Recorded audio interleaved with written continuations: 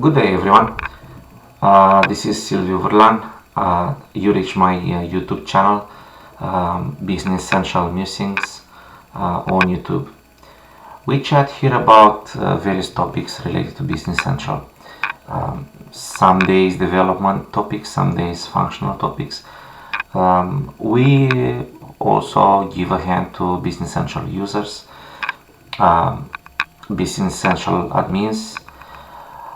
Sometimes we touched on artificial intelligence topics. We talk about Azure OpenAI and sometimes about OpenAI's own tool, ChatGPT. And some days we cover surface level accounting topics. If you're interested in learning more about Business Central, you can join me here. Today's topic is customer ledger entries in Business Central. So let's get going. What are customer ledger entries in Business Central? In Dynamics 365 Business Central, customer ledger entries represent the financial transactions associated with company's customers, acting as a detailed record of all sales transactions, payments received, discounts. Sometimes we record returns, and any other customer related financial activity. These entries serve as the backbone for tracking the financial health of customer relationships, enabling accountants, users, and business consultants to monitor outstanding balances, analyze payments behaviors, and manage credit control effectively. This functionality supports comprehensive financial reporting and insights generation, facilitating better decision making regarding sales strategies, cash flow management, and overall customer relationship management. Okay, so to illustrate the customer ledger entries in Business Central, let's think of a typical use case where we interact and we process customers' transactions, and that is the order to cash process. So what is this order to cash process? The customer orders a few products from us, and we create the order in the system as a Business Central user. We create a business in BC. We create a sales order. We post the sales order. We post maybe just the shipment, or the shipment and the invoice. We ship the product to the customer. The customer, at some point, it will pay us for the goods that we send to them. When we receive the payment, we're posting the payment in the system. The invoice and the payment, they will be applied to each other, and this way, after the two transactions, the invoice and the payment, the customer will have a balance of 0. So let's get going. Let's look at how we can go through this exercise, and we're gonna keep an eye on the customer ledger entries during all these steps in this exercise. So let's start with customers, and we're going to pick from here one of the customers. I'll pick, let's say, customer 30,000, and we said we're going to create a sales order for this customer. And I think the way we do it, I don't think we can do it from the list. At least I don't see it quickly. But once we open the customer card, we should see new document, other, and we're going to create a sales order.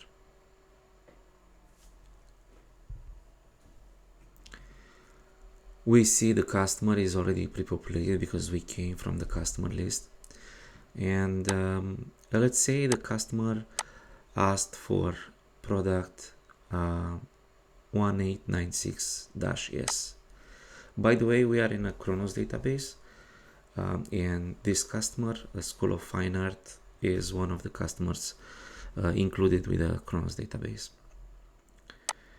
On the line, we added the item, but we also need to put the quantity. This is kind of mandatory. We need to have it. And that's pretty good here. And I'm gonna change the tax group code to a non-taxable tax group code, just for simplicity. We want to see as little as possible entries when we post this this transaction. Let's move Silvio higher, and this seems to be fine. I don't see anything wrong here. We can and that's always the case when we learn something new. To be sure that we're not posting something additional, let's use from the post menu, use the preview posting.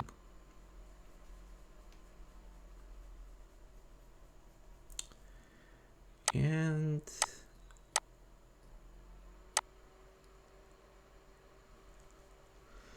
we can see that the system generated 4 GL entries, 1 customer ledger entry, 1 item ledger entry, and the rest we're not going to focus too much on them. Let's look at GL entries. What happened here? We can see the 10700 is the inventory account. It's an asset. 5100 is COGS, cost of goods sold. It's an equity account.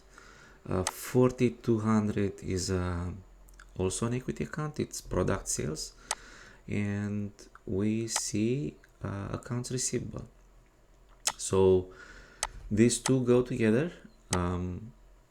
We debit accounts receivable and credit the product sales, and we also have to decrease the inventory because one item exits our warehouse. Therefore, we need to credit inventory for 780, and we need to debit the sales, the cost of goods sold. So that would be on the GL entry side. I have it here. We credit the product sales and we debit the accounts receivable. So an asset, debit for an asset, a credit for a equity account. Also we see the cost of goods sold, a debit, and we see an inventory credit for 780. If we look at customer ledger entries, the system plans to create only one record where the document type is invoice, and we see the original amount, and the remaining amount it's still $1,000 because it hasn't been paid.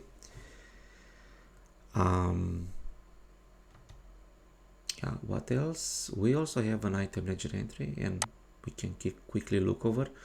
It's a sales shipment document type item ledger entry. We have the item, and we see -1 for the quantity. One item of type 1896 is getting shipped to the customer. We also see the cost amount and the sales amount for this entry. And that's it. This looks good. I will post it. We're gonna post the shipment and the invoice at the same time. We can have a look on the sales invoice, posted sales invoice, but it's not necessarily the case. We are on the customer card, and I think we can see the transaction that we just created under customer ledger entries. I think is this one, the first one on top, 1080. We also see another entity created with posting the invoice and creating the customer ledger entry is the detailed customer ledger entry, where we capture details about each customer ledger entry. And that's pretty much it for the beginning of that order to cash transaction or process. We posted the order. We saw all the ledger entries created. We also saw the general ledger entries created. Now we're shipping. The customer receives the product, and we need to receives the product and is going to send us the payment for what they owe. The payment can be a PayPal, it can be a credit card payment, it can be a check. Regardless, when we receive the payment, we need to make a note of it via another transaction in our system. And if we look here at how we can actually post the payment, we can do it with a cash receipt journal. So let's look at this first. We're looking for cash receipt journal. What is the cash receipt journal? It's a journal where we usually post customer payments or customer related transactions.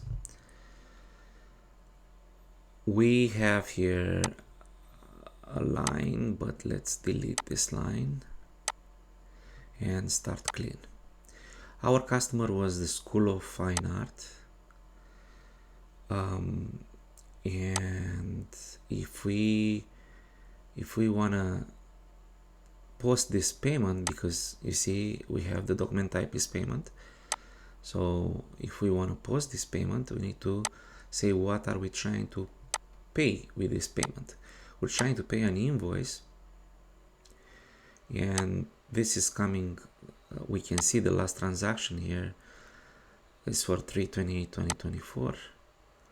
The amount seems right, $1,000.80, and we can choose this one. When we choose this one, the amounts get auto-populated here, $1,000.80, and I think we should be ready to post. We're not gonna post it this way.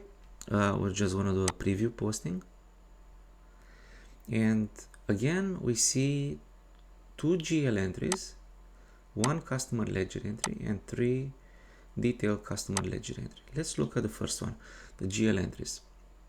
If we click on the number 2, we see here the system created 2 general ledger entries. So we received the cash. We didn't receive physical cash. We received the check or a note from the credit card company that we received the payment. It can be an electronic payment, it can be a check, we can receive the physical check. In any ways, when we receive the payment, debit the checking account because we received the amount, and checking account is an asset. Therefore, when our assets grow, we debit the assets. So we're gonna debit the checking account, and we need to make a note of the fact that the customer paid his dues to us So initially we debited receivables. Now we're gonna credit the receivables. So it's a debit of the account, the checking account or the bank account, and a credit of the accounts receivable for the same amount. And I have a picture here. When that happens, you see it on the left hand side. The bank account gets debited $1,000 and the accounts receivables get credited for $1,000.80. And as you can see now, the balance for only those two transactions, if we consider only those two transactions, the invoice and the payment, and only this customer, our accounts receivable balance is going to be zero. Let's okay, so that's what's happening on the GL entry side. Now let's look at customer ledger entries. And we can see now a new entry of type payment, and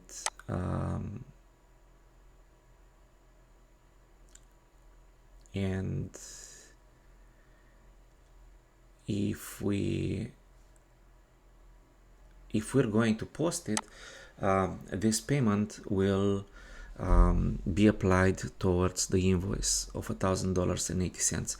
Therefore, after posting the payment, the remaining amount, which is a field on the customer ledger entry, the remaining amount field for the invoice is going to be zero, because we apply the payment on top of that invoice.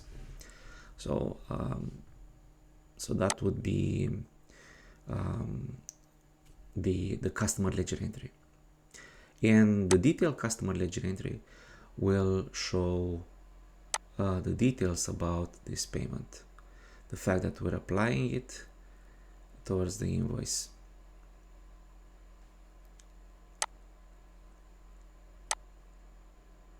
So first method for paying an invoice is using cash receipt journal.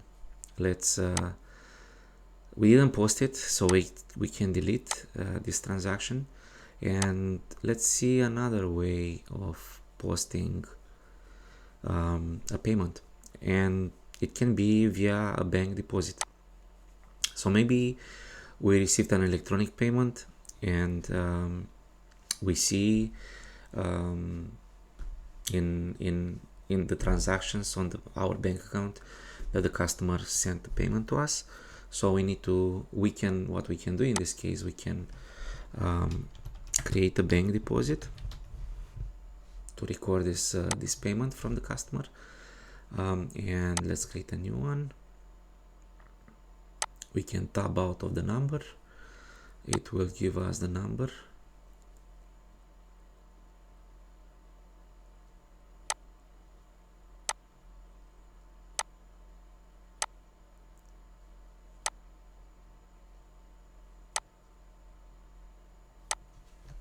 So let's search for bank deposits.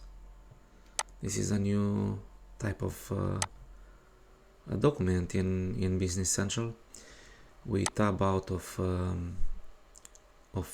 the number for the bank deposit. We need to choose what account, what bank account we want to process this deposit, and on the lines we go to type the customer, and our customer is School of Fine Art. We're receiving a payment, and let's apply the entries. The last transaction here is our invoice for $1,000.80. We're applying this bank deposit line, payment type or towards that invoice. We see here the total deposit line is $1,000.80. We're going to enter the total deposit amount. We can use for many other payments for many other customers. Usually this is happening at the end when we're ready to post. And if we click on post, and test report.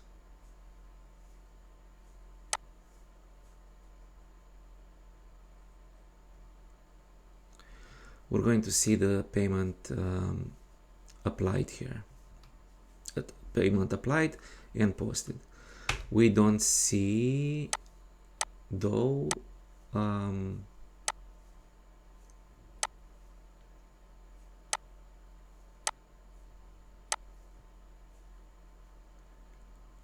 post.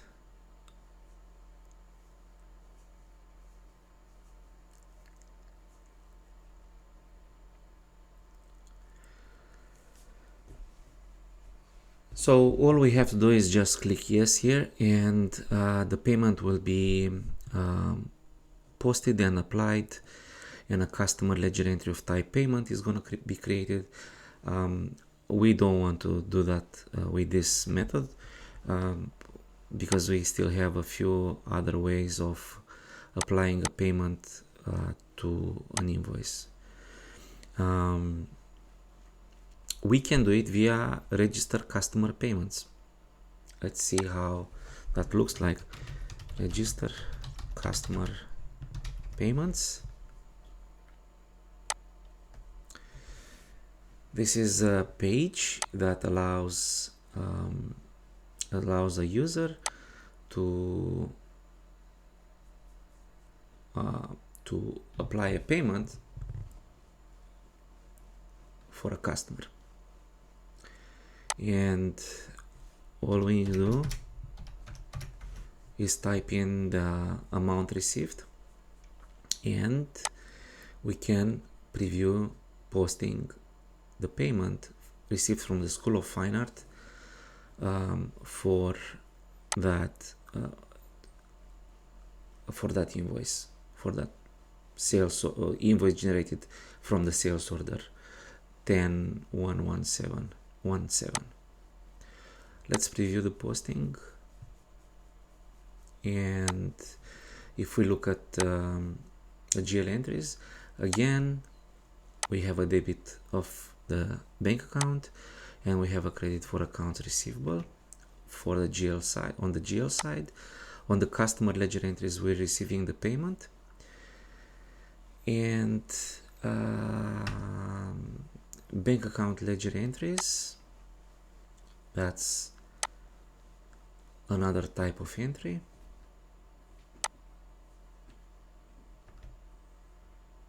And yeah, detailed customer ledger entries, where again we're going to see the details of that payment customer ledger entry. To recap, this video was about showing what customer ledger entries are, and to do that we took one of the most used process within Business Central, a order to cash process. We took a order from a customer, we posted the order, we generated an invoice for the customer, we shipped the product to the customer, we received the payment from the customer. In all this use case, we created two customer ledger entries, one for the invoice and one for the payment, and the customer was 30,000. So let's just have a quick look here. Related history ledger entries, and we can see an invoice for $1,000.80. We applied the payment, which is the next transaction here, also for $1,080. We can see the remaining amount is zero because they were applied against each other. And we can see that if we come here at the entry and we look at applied entries, we get the payment here for $1,080 on 28th of March, and same thing if we look at the applied entries for the payment. It shows the payment was applied towards the invoice. We only showed the simple use case, but there are a lot more types of transactions that customer transactions, where we call them customer ledger entries, and those are, if we filter here by the document type, we can see here that we can have payment and invoice. That's what we had in our exercise. We can have also credit memos, finance charge memo, reminder, and refund. I hope this helps, and if you like, please subscribe. Let me know if you want to see maybe a finance charge memo or a refund. Let me know in the comments. Have a great day. See you next time. Bye.